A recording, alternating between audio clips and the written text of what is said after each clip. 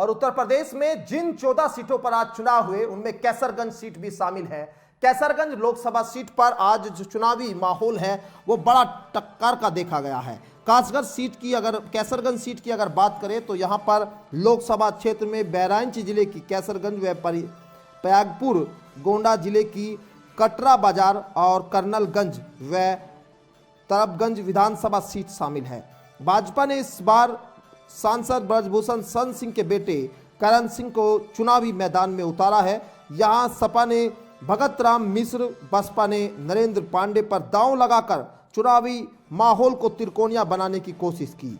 बसपा व सपा से ब्राह्मण उम्मीदवार होने से भाजपा के कोर वोटर में सेंधमारी की आशंका से इनकार नहीं किया जा सकता। यह सीट 2014 से भाजपा के पास है, लेकिन इस बार कैसरगंज में आखिर होने क्या जा रहा है, लोगों ने जिन मुद्दे पर वोट किया है ये जरूर समझना होगा। आज इस रिपोर्ट में हम आपको बताएंगे कि कैसरगंज में इस बार किस राजनीतिक दल का पलड़ा भारी है। क्या इस बार यहां कैसरगंज सीट पर ब्रजभूषण शरण सिंह के बेटे के पक्ष में जनता ने वोट किया है या फिर कोई नाराजगी भी यहां दिखाई दी, क्योंकि दिन भर दो चुनावी मुद्दे माहौल है वो हमने आपके सामने दिखाए। और इसी पर मेरे साथ बातचीत करने के लिए मुजीब आलम बने हुए हैं। कैसरगंज लोकसभा सीट का पूरा हाल आज यहां पर मुजीब आलम से समझेंगे, दिन भर क्या कुछ देखा मुजीब ने कैसरगंज में। मुजीब, आपसे मैं समझना चाहूंगा आखिर क्या कुछ जो चुनावी पूरा माहौल आज दिन भर आपने देखा, आप बताइए दर्शकों के सामने।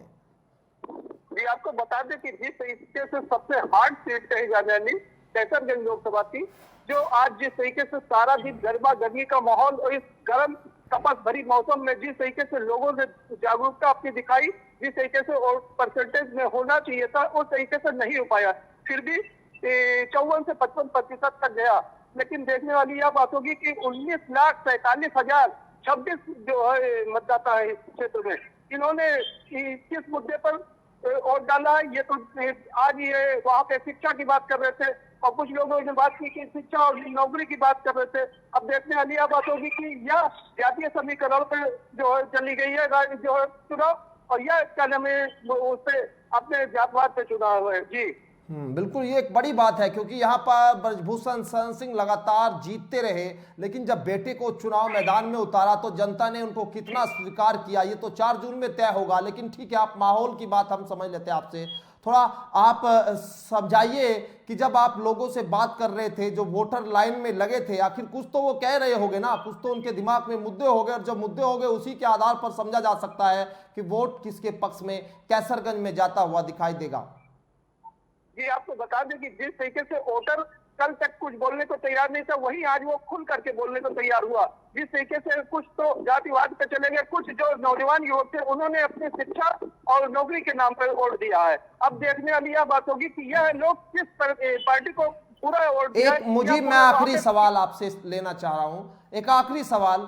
मैं समझूंगा कि ये जवाब आपके पास जरूर होगा और दर्शकों को जरूर आपसे जवाब की उम्मीद होगी कि आखिर कैसरगंज में यहां मैं बात करूं तो किसका पलड़ा भारी, क्या एनडीए और इंडिया गठबंधन में आप किसको देख रहे हैं ऊपर?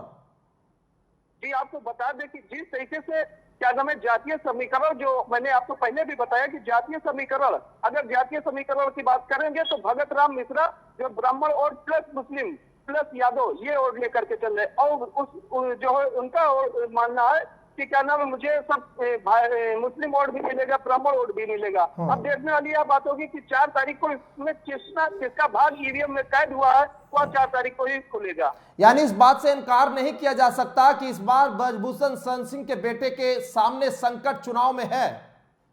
जी, इस बात से इनकार नहीं किया जाता क्योंकि कांटे की टक्कर जितनी भी सीटें या हम गोंडा की बात कर ले या कैसरगंज की बात कर ले, ये इसी दोनों जगहों पे जिस तरीके से आज कांटे की टक्कर दिखाई पड़ी है उस तरीके से कभी नहीं ऐसा होता दिख रहा था। वन साइडेड हमेशा रहता था, लेकिन आज जिस तरीके से क्या नाम है कैसरगंज और गोंडा लोकसभा में जिस तरीके से आज मतदाताओं ने खुल करके वोट डाला, वोट अपने मुद्दों पर डाला, मुद्दे के उनका अपना कुछ का मानना था कि मुझे अब जो है इन चीजों से अब किसी चीज से नहीं लेना देना, अब मुझे नौकरी चाहिए और अपना क्या नाम है फ्यूचर चाहिए, क्या नाम है कुछ लोगों ने जातवाद के ऊपर वोट दिया। अब इन लोगों का भाग्य जो है वो ईवीएम में कैद हो गया, वो 4 तारीख को खुलेगा। जी चलिए, बहुत शुक्रिया आपका मुजीब, बातचीत समझाने के लिए, बताने के लिए। दिन भर का देखिए ग्राउंड रिपोर्ट रिपोर्टर से ज्यादा बेहतर कोई नहीं बता सकता।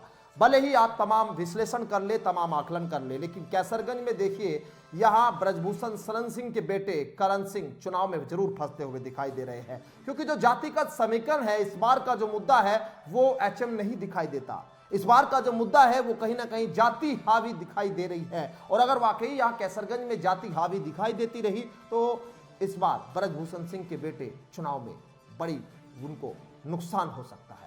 हालांकि जीत हार किसकी होगी वो तो 4 जून में साफ होगा, लेकिन चुनावी माहौल बहुत टाइट कैसरगंज सीट पर दिखाई दे रहा है।